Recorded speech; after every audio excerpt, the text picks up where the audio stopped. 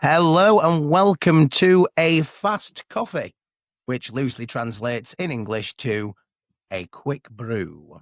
Welcome, David. Welcome indeed. And I'm not sure if I like the update on our name, but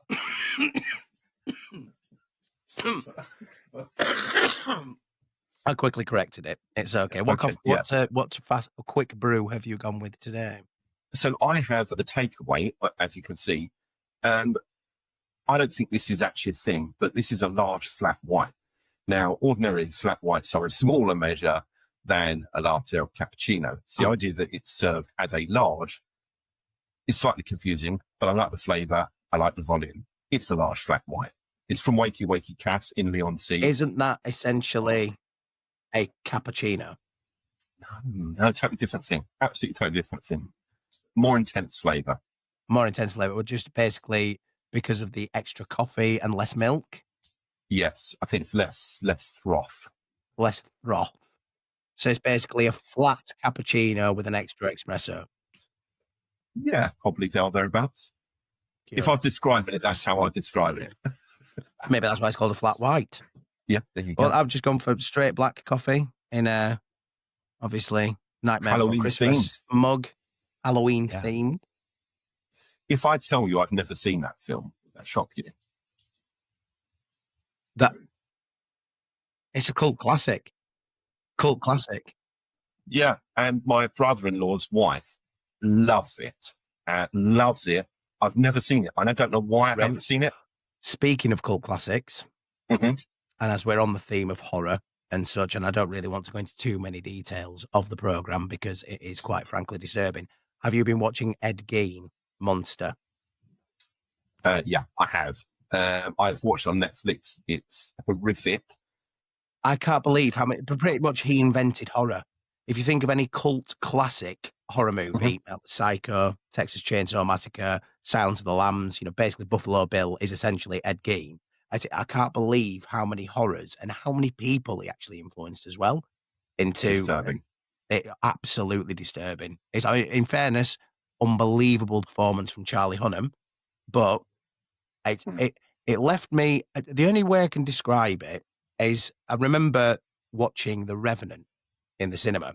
Okay, yeah. And after that, everybody got up, left, no Didn't talk. talking. Yeah. It was just really, really uneasy. It really unsettled, and that's what Monster made me feel like. Yeah. Have you watched it all now? Yeah. Yeah. Yeah. I always think, and I've said this to my wife in the past, can you imagine being married to an actor and they portray a character like that? Do you reckon he went home and actually did the voice all of the time? Because I didn't mean anything by it. What do you go do that for? We've always been great friends. Sorry, mother. You'd never sleep again, would you? No, you wouldn't. So that's what I'm saying. If you're married to an actor who is in method state and they are portraying this character throughout filming, I mean, it's disturbing. It's massively disturbing. Well, so it's like Jared Leto, isn't it? Apparently, that obviously famous for his acting, but also now famous for his band. Oh my, what's his band called? Completely gone now. But yeah, when he was playing the Joker, apparently he method acted for that, and some of the stuff he was doing was horrific and basically just annoyed every other actor that was playing with him. Yeah, it got dark apparently. Seconds to Mars. 30 Seconds to Mars. That's it. Thank you very much. Yeah, unbelievable voice, by the way. To think that it does make you think. Why was your first choice acting? If you've got a voice like his first choice? Well, I think it was the first thing that he became famous for. I'm going to have to Google it now. Yeah, but wanting to be famous and actually becoming famous are two different things, aren't they? This is true. But I mean, if you've got a voice like that, though, I mean, it's like, that's, I mean, obviously being a vocalist myself, I was never the best vocalist, but I was just a good entertainer. Robbie Williams-esque, if you will. So, slightly off topic there. Episode 7, by the way. Oh, milestone. It's a milestone. As you said, I think famously in episode 1, most don't make it to 7. Or was it And this is beyond true. 7? It's beyond 7, so really we should be Also, celebrating the 8. we're still on the edge. It could That's go it. wrong from here. Well, and I've still got man flu, so I could essentially not make it to 8. We know how serious man flu is. I wonder if that's ever happened, if anybody's actually just ever keeled over on it, like and just gone on a podcast. I think that's how I'd want to go. I'd want to go doing something that I loved.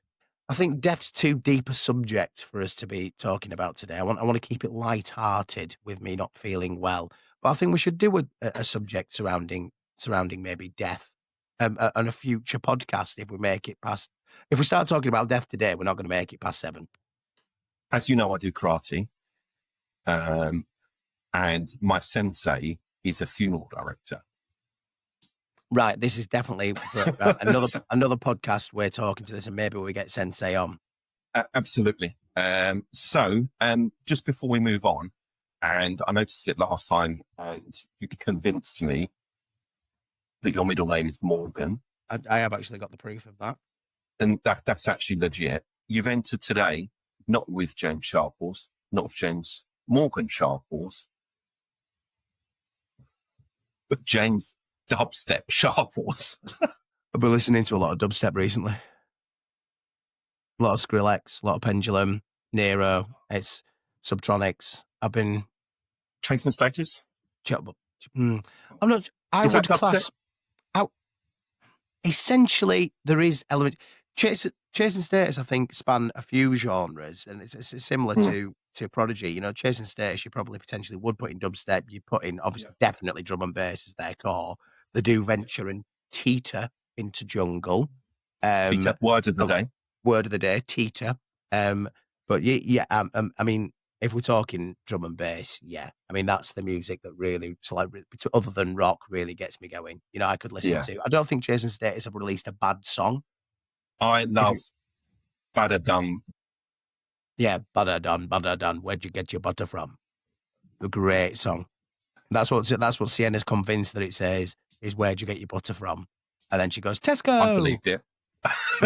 Sienna's into drum and bass as well, bless her. Couldn't be prouder. Oh, that's awesome. It's one of those songs you have to turn up. You can't listen to it quietly, can you? Because otherwise it's a waste. No, because it's all bass, isn't it? One for you to listen to, one for the fans to listen to as well of the podcast. If you do like a bit of drum and bass, I fully recommend listening to Come Together by Urban Dawn. So the Beatles, come together right now, but Urban Dawn's drum and bass remake of it. I never thought of it as a D&B number, so we'll see. I will see. So James Dubstep Sharples, I don't understand it, but I think oddly I might like it. Today I wanted to speak to you quickly about human connection. Okay. And this is probably on my radar more than ever recently because technology these days allows us to be non-interactive.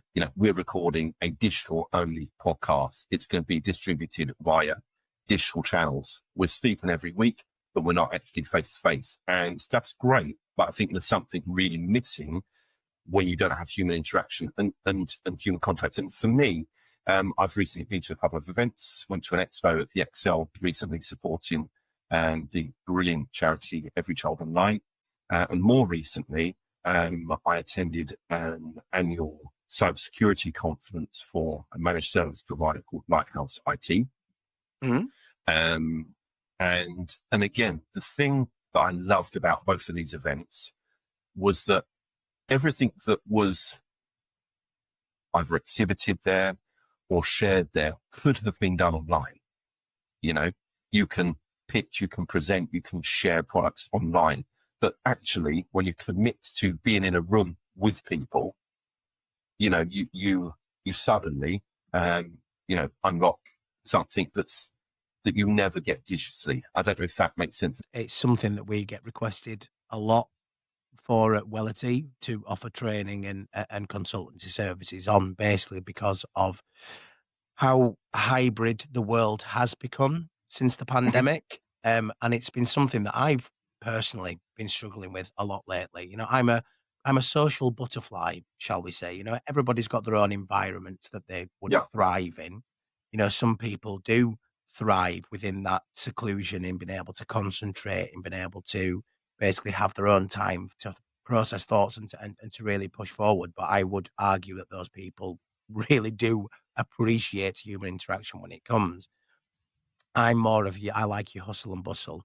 I like being in sales offices. I like your sales environment. And, I've been struggling a lot lately with being secluded in a hybrid work environment where I am pretty much just every day waking up, have a shower, go to the gym, whichever. Gym hasn't happened this week, unfortunately, because that illness that is still lingering, Yeah. which is probably something else that's affected it as well. And being honest, is not having that endorphins injection, early on a morning like I like to have.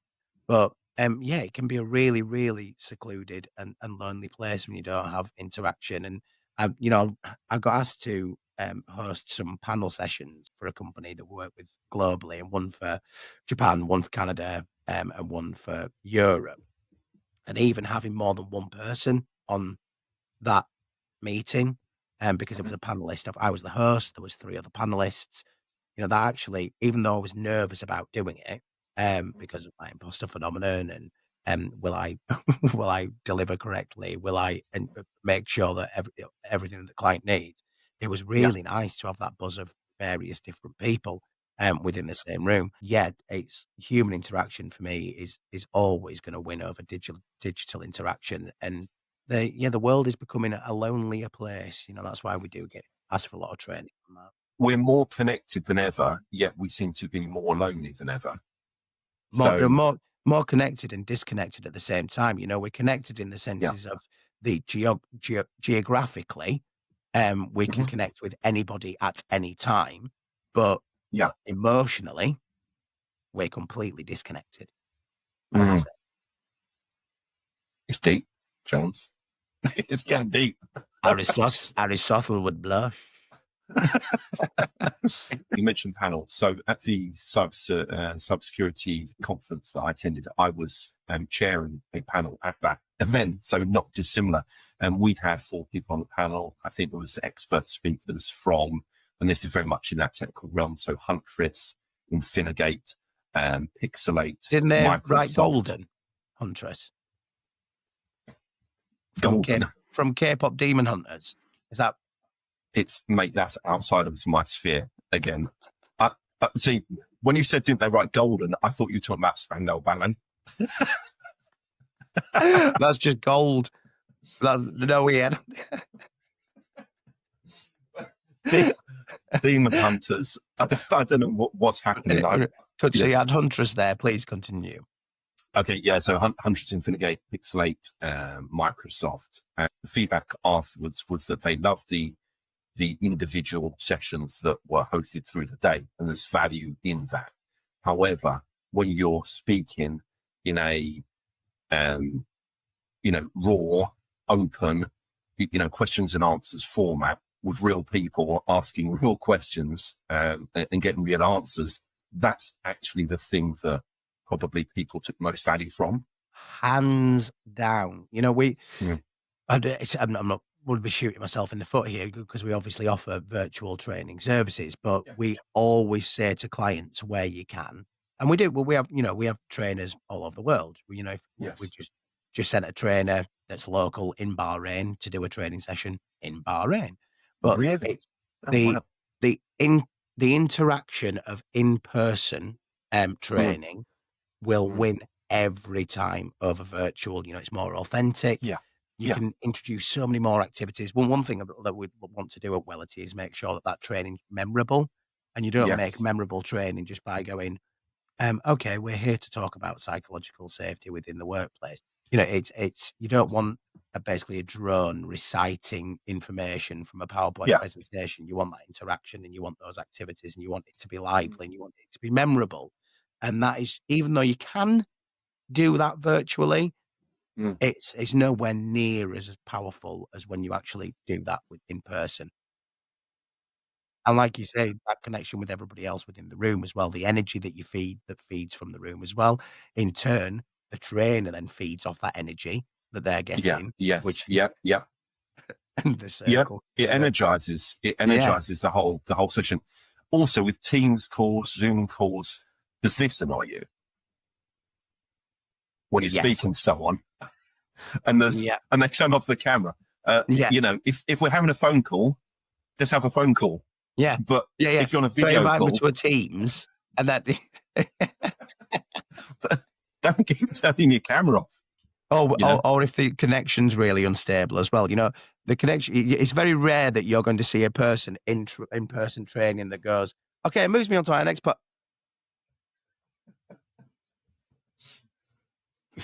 This has so gone down the visual route at this point. As a pod, audio only, this is terrible. But it's very rare that, you know, that somebody's going to freeze within real life. And, you know, that's really Unusual. unsettling and really annoying as well. It's like, how frustrated do you get them when it's, but then it's the same with phones. Mobile phones don't be able to seem to do anything, right? So the original purpose for which they were invented was to talk to people across the world, or especially across the country. Can't argue that. But now they seem to be able to do everything. But, you know, I can order on Deliveroo, I can order stuff from Amazon, I can play games, I can go check my Facebook, check my Instagram, I can film videos, I can do.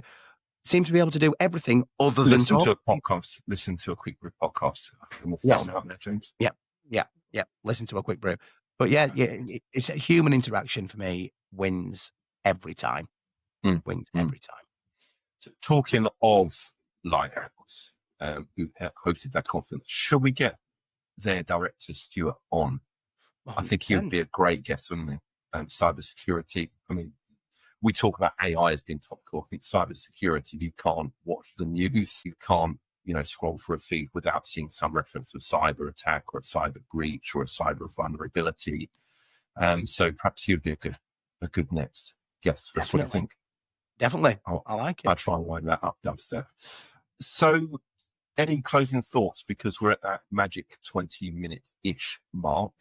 Well, I think as we're talking about human connection and, you know, and making sure that you aren't just staying within a digital space, I'd encourage people to maybe go out, meet a friend this weekend, go to a bar, you know, spend time in a bustling, energetic environment, go for a walk if that's not your thing, get in touch with nature and become actually connected with the outside world rather than a digital screen, and give that a go. And in the words of Jerry Springer, until next time, take care of yourselves and each other.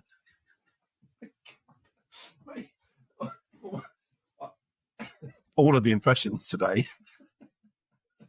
I just want to double down on saying I love that sentiment. And I love going for a walk at lunchtime. I never used to do it. At lunchtime, I would look on my screen that I'm sat in front of all day, which is, again, kind of defeating the idea of time away and disconnections. Go for a walk at lunchtime. I love that. Give it a whirl and see how much. Give it a whirl. Your Ed Gaines impression is terrifying. So if we can make sure that never reappears, I'll make sure of it. I'm a future pod. And as you say, until next time, mate, really enjoyed that one. Episode 8 incoming. We're going to get there. We're going to get there. All right. Have a good one. Thank you, as always, for listening, guys. Thank you. Bye-bye. Take care. Bye.